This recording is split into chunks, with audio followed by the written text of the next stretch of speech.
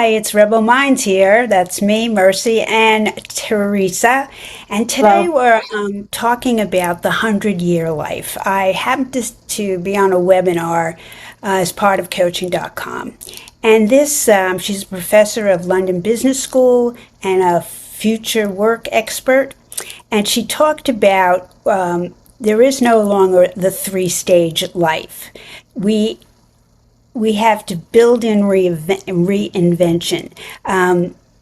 What's interesting is I think millennials and Gen Zs have been doing this, but for me, when I coach people 40 and 50, they're still coming up with this linear career path, even though they're not really happy. So, as this woman said, Linda, we're handed a life map that said, learn when you're young, work like crazy, and rest when you're old. Yeah, that map no longer works because we're living longer. And, I think like 50% of the people who are young now will possibly and likely live into 100. So, what are those seasons? What does it mean? What is it asking us to do? To reinvent ourselves, not because we had a breakdown or a burnout, because it makes sense and it might make us happy. So I know Teresa coaches a lot in career, and I'm wondering what you're seeing about this, in your clients or in your life. so yes, in the capacity that I career coach, I am seeing, and it blows me away. People who have been in their job for 30 years are getting laid off. They're in their 50s and 60s. They can't afford to retire. They have mad skills and experience, and they don't know what to do. And they're stumbling around trying to get right back into the same place they just left, and it isn't working No. because there are younger people and that have training that's more relevant and more recent, and Yeah. and they're finding a really hard time. So they're looking at, what else can I do? Can I start a business? Can I contract? Can I do this? But the tools aren't there to help them do that because we have never had this in our existence before. I talked to a guy yesterday. He lost his job. His wife lost her job within the last 2 weeks. His dad lost his job last year, and his mom lost her job. Wow. I mean, it's just rampant everywhere, and everybody's scrambling to try to find jobs, and they don't have any sort of direction or even plan or Yeah. idea of what that looks like. But Yeah. Mercy, as you were speaking, I was thinking, this isn't the first time in history we've had to do this No. because people didn't used to live this long, Right. right? And Right. so these adjustments have had to be made. The problem is we're now moving at the speed of light with technology and communication and just really everything, that we have to be on it, we have to be ready, and we have to move quickly. And that's traditionally not the speed of somebody 60 or 70 plus. So Right. how do we how Yeah. do we coach that and Yeah. How do we explain you don't coach have that? to move quickly anymore? Really, if you move a little bit more slowly, you can actually probably find the right path. Well, that's one of the things that I think is really interesting because institutions, organizations, they're behind the curve, right? They're still Yeah. thinking, the traditional, three-season life. What do we have to do? Well, first and foremost, you have to find a way to look at these things that happen like layoffs or even just you just don't like your job anymore. It's reinvention, it's opportunity. And yes, having been in the luminal space, between what was and what isn't yet, it is uncomfortable, but we have to become comfortable with that. And I think, we have to release this idea that we're supposed to be something forever. Identity, we need to be more flexible. It's like you can't rely on one fixed role. Who am I becoming versus who I am or who I was? who am I becoming is a great question. And that identity is so critical. This Yeah. happened to me because in my previous life, I was, an active, successful sales manager. And I Mhm. had a big life, right? And then I got sick. Yeah. And then I healed, but I can never go back to that life. It's Yeah. just not even available to me anymore. And that Mhm. was my identity. So I'm trying to hold on to that identity and create a new life, and it doesn't fit anymore. It just Yeah. doesn't fit. No, So, and it's hard to shift gears yes. because Yes, and it's about now for me it's about being joyful in whatever I do. Mm. Right? How can I Okay, so all the people that used to be in my life, they're pretty much gone. So my identity is fresh and new and something that I can reinvent at any time. Mhm. But it has to be very conscious and it has to be very intentional, or Yeah. else I fall back into those old patterns. Yeah, it takes some real mental and emotional grit, is Yeah. what I like to think of it as. Yeah. It's not easy, and you know, because we're living longer or working longer, um, the thing I think you touched on that rest, learning, exploration about where you are at this moment is not a waste of time. All right, it's productive. We need to spend time. I mean, if we have a 100-year life, we have plenty of time that we didn't think we had. Right. For those of us lucky to live that, but there are many people who are. So time spent reflecting or retraining or reimagining is not wasted time. It No, is part of the process. it And is. you need to let go. Yes, yeah, you have to let go of what was once so prevalent in your life, your old job or your old way of being. But I think, from the rebel mind, we have to create cultures, and coaching is kind of a Yeah. culture that supports this flexible paths, caregiving seasons where we're parents or have aging parents. And then you mentioned your son was like 23, right? Yes. Yeah, so there's those of his generation who are taking the traditional path, and your Yeah, son. well, he has a friend who is just graduated from college. She has a boyfriend moving into a new place, and my son feels like he's behind because he Mm, didn't do those things. mm, Yet he has his own business. And he is an entrepreneur and he's learning about business every day.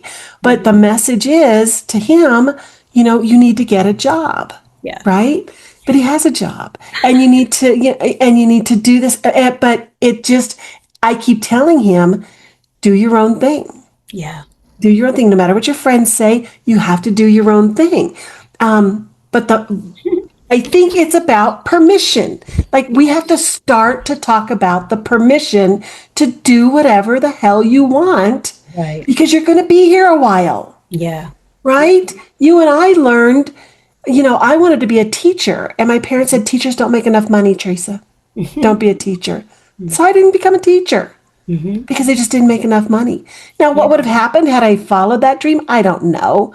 Um, but I wish I would have had permission to try, Yeah. Well, right? when you were thinking of a career, because I was also educated as a teacher, and you're thinking, I'm going to teach for 30 years. And I knew right from that moment that, I liked teaching, but I could not imagine doing it for 30 years. But because you had to be something, Yeah. I dabbled in being a paralegal, which I hated because I could be something. I am Yes. a instead of I don't know. And I think that's really still lingering in the generations in front of us. I mean, what do I think we have to ask ourselves those questions.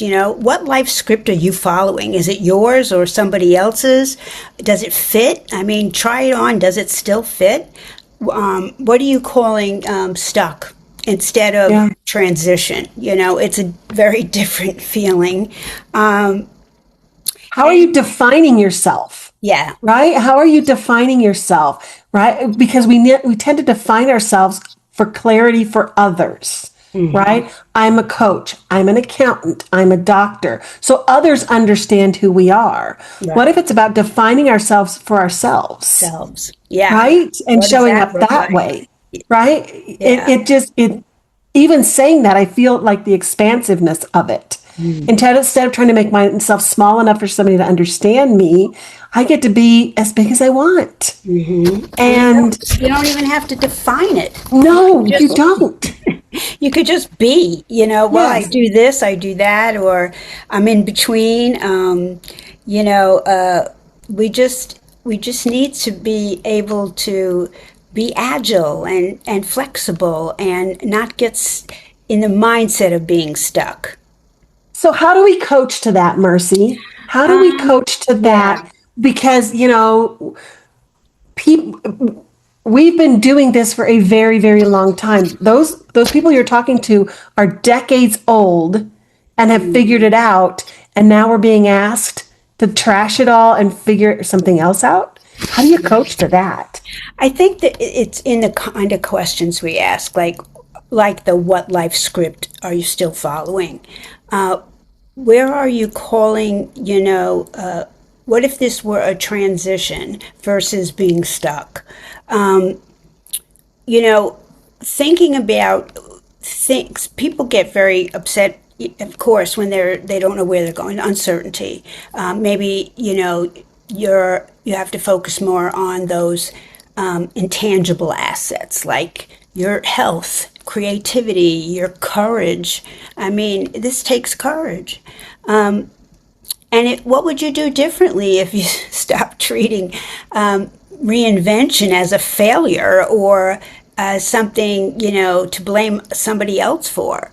Yeah. I think, we have to really, find out what matters most to people in midlife, in leadership, whatever place they come to us with, what matters most is a really important question. Yeah. And another important question is what's possible? Yes. If What you else let is go true? of what you're afraid is going to happen, what's possible? Hmm. Because really, at this stage in life, I have a lot more possible for me. My Yeah. kids are grown and gone. I don't have the responsibilities of anything anymore. The possibilities are really endless.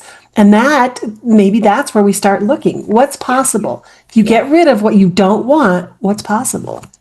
Like if you let go of failure or a certain life script, what becomes available? What Yeah. becomes possible? Great coaching question.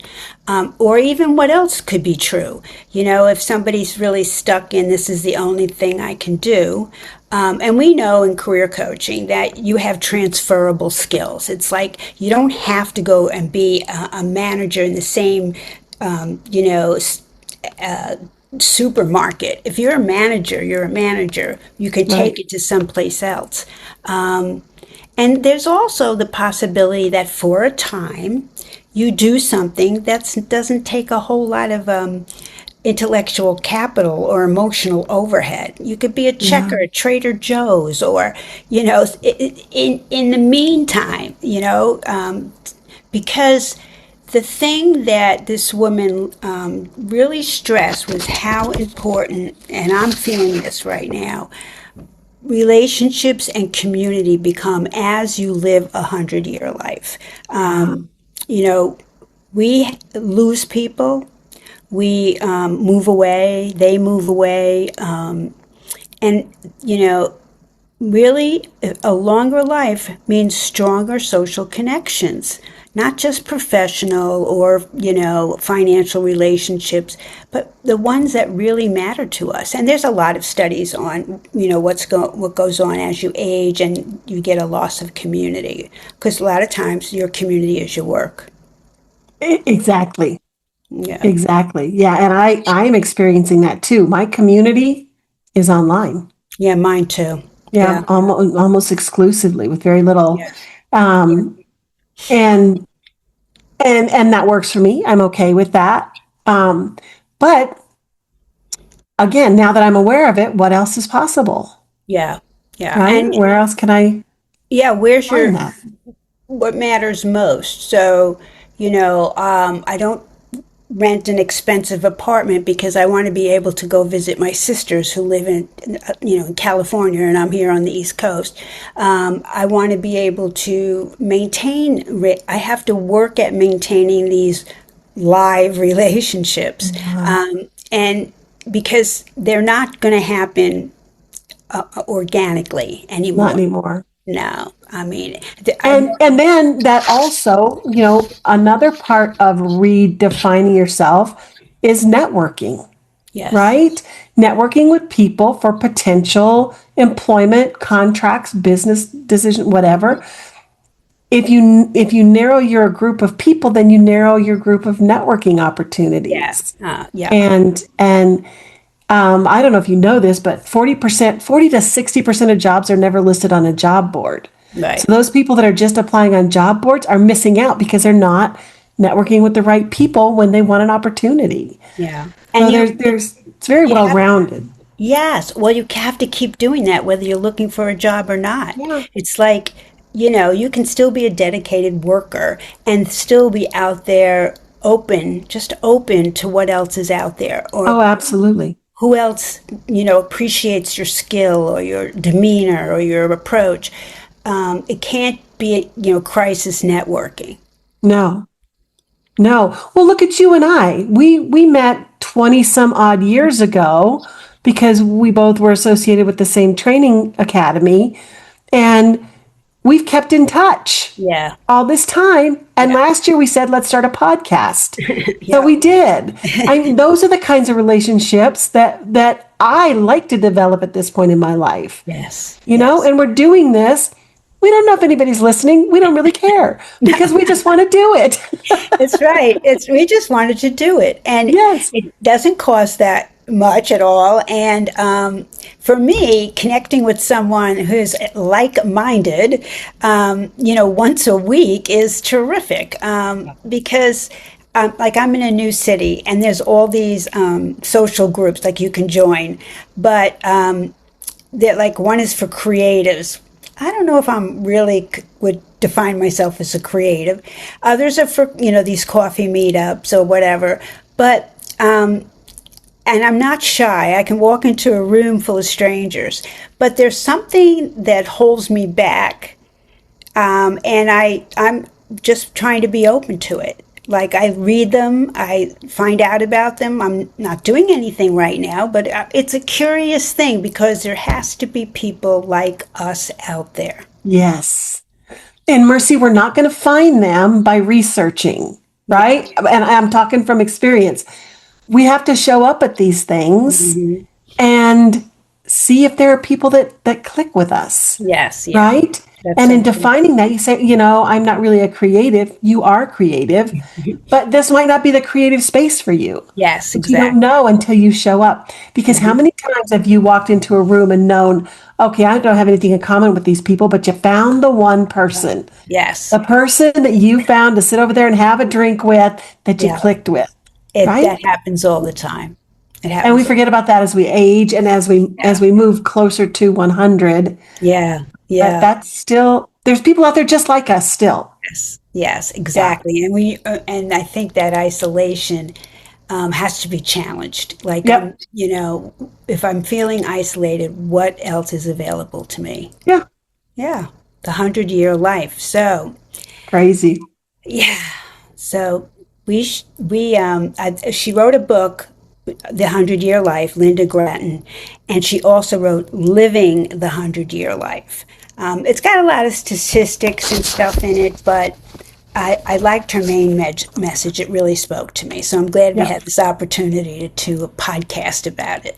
Absolutely. I'm glad you brought awareness to this because I hadn't thought of it that way. Yeah. Very Okay. interesting. Yeah. Okay. So until next time. All right. Well, see you next week. Yes. Take Okay. care.